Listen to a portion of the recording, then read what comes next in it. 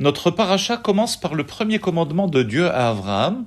Lech lecha me'artzecha umimoladetecha umibet avicha.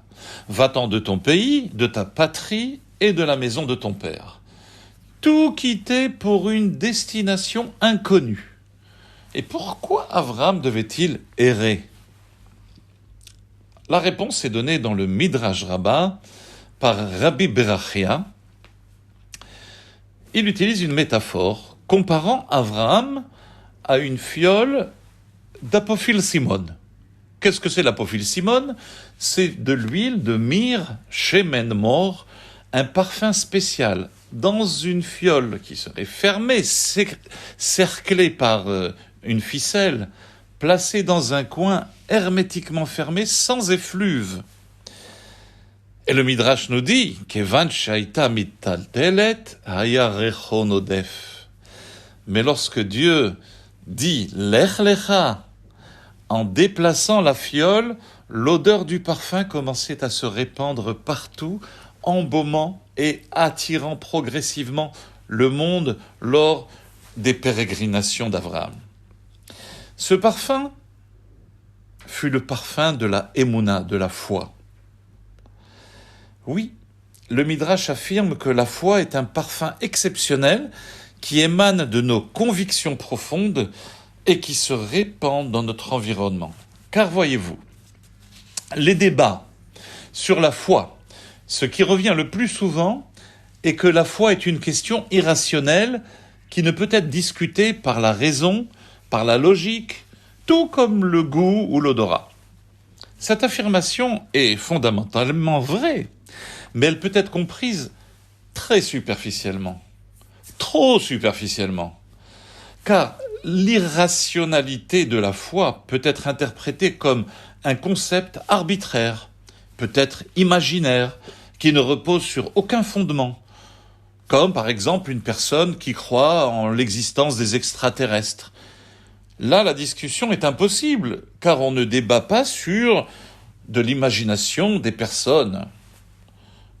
Mais l'irrationalité de la croyance en Dieu, la émouna, elle relève d'un domaine complètement différent. L'être humain a la conviction et ressent de tout son cœur la présence du Créateur.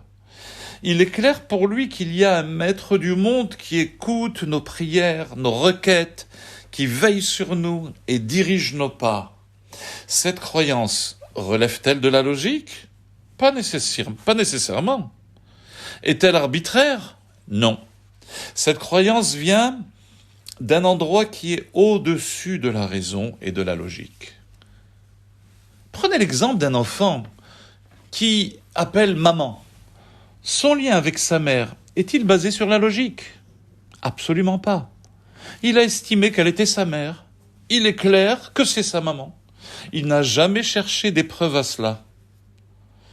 Mais il est tout à fait possible que si l'on vient lui chuchoter dans l'oreille que cette femme n'est pas vraiment sa mère, son sentiment naturel sera quelque peu ébranlé.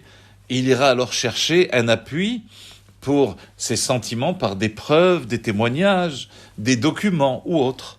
Mais le lien naturel et simple d'un enfant avec sa mère ne repose pas sur la logique. La logique, c'est en fait qu'un outil qui est mis à disposition de l'être humain dans une grande boîte à outils, et un de ces compartiments, c'est la logique. En revanche, la foi est plus forte que la logique. Elle dépasse la raison. Et le lien qu'elle crée est beaucoup plus puissant, beaucoup plus profond que la logique. Et la raison est que la foi est inhérente à notre être. Voyez comme elle est naturelle chez les enfants.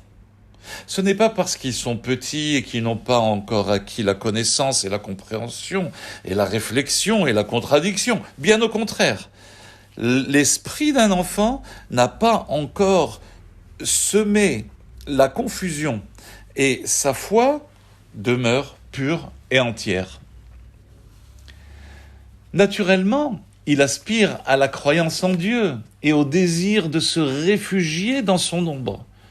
Ce n'est que plus tard, en grandissant, que viennent les questions existentielles, les questions nécessitant des réponses, qui relèveront de la logique et dont des réponses seront apportées par des preuves appropriées. Mais une pensée honnête et logique conduit inévitablement à la conclusion qu'il existe un créateur du monde.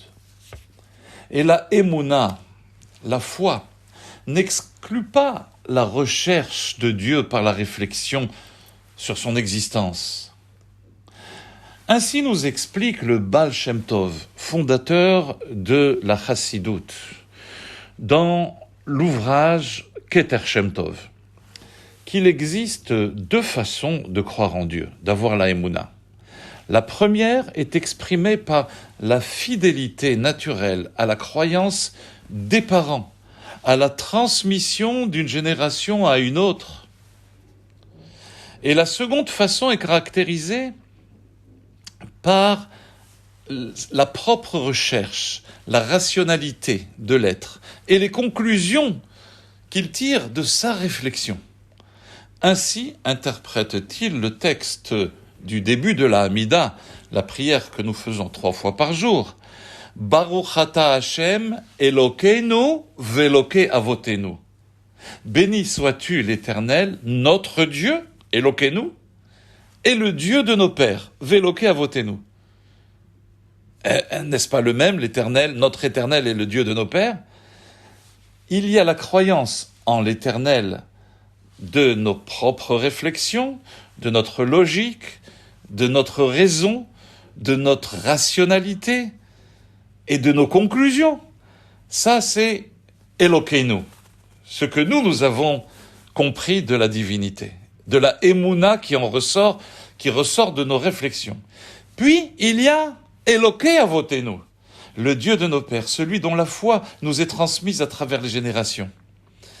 Et cette conviction irrationnelle qui, comme nous l'avons dit, transcende la raison, c'est en fait ce que renferme le précepte de la Torah qui nous dit « Da et Elokei avicha ».